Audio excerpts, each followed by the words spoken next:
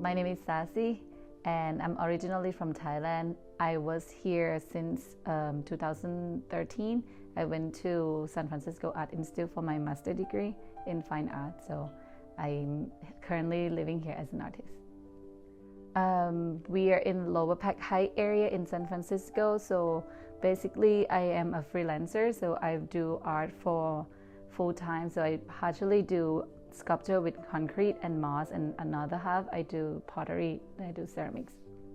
I inspired by architecture and nature, so normally I would kind of go on hiking and I like to take photo of nature first, and I collect some material, natural material, and work around the material. So I cast them, or I try to mimic the surface or the texture of the nature.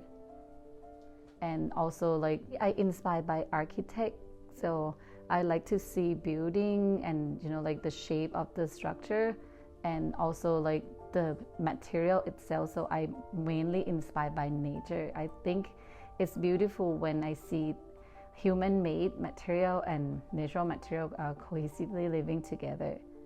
The motivation to create is because I have a visual of what I want it to look like, but most of the time I don't get to control the material when I cast something.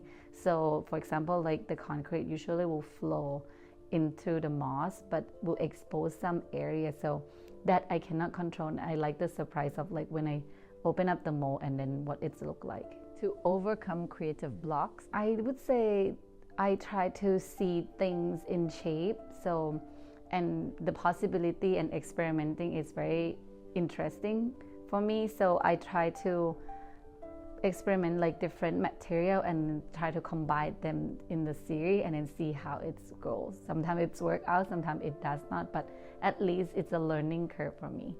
Okay, so it's all about trying. Experimenting, yeah.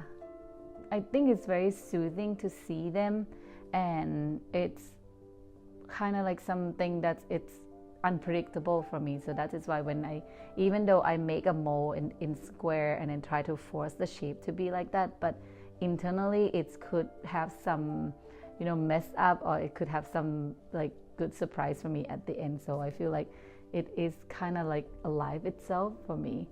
And also my inspiration come from plants. Some of the plants is survive themselves, like they thrive themselves on the street without no one taking care of them.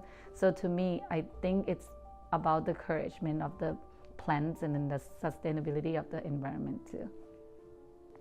So like I say, I'm doing this full time, and then I have my home studio, so I'm always home either sketching something or like just chilling out. I have my pet bird, so I'm hanging out with her, or I can be working in the studio too.